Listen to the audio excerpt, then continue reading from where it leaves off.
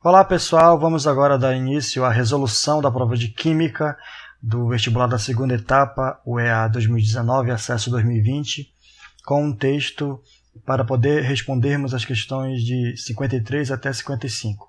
Assim diz: a gastrite é uma inflamação da mucosa interna do estômago provocada por contaminação pela bactéria Helicobacter pylori.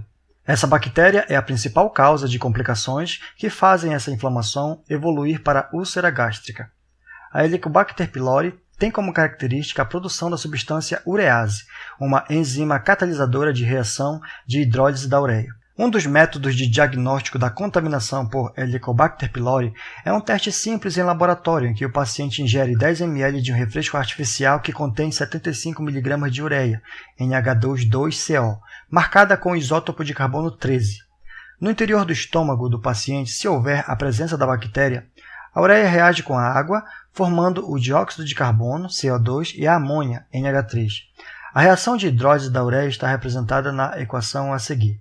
O dióxido de carbono produzido nessa reação entra na corrente sanguínea e é expelido na respiração, sob a forma de CO2 marcado com carbono 13, que é detectado por um instrumento de medida.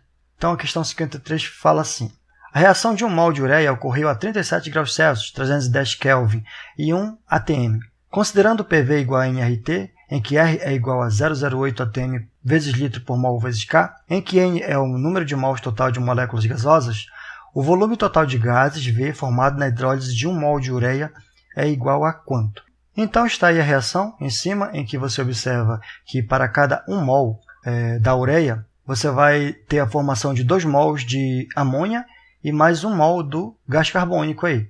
E na questão 53 ele pede o número total de moléculas gasosas, formado por esses 3 mols de gases aí no produto.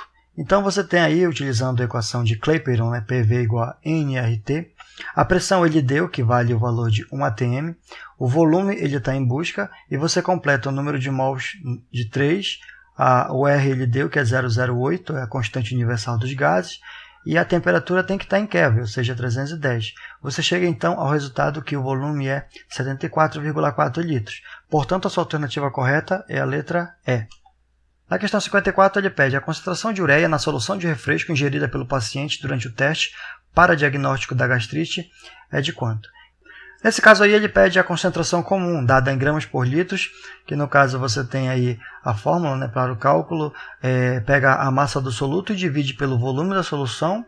A massa do soluto foi dada, que é 75 mg de ureia, e o volume da solução 10 ml. Aí você converte em grama por litro, vai ficar 75 vezes 10 a menos 3 gramas por 10 vezes 10 a menos 3 litros.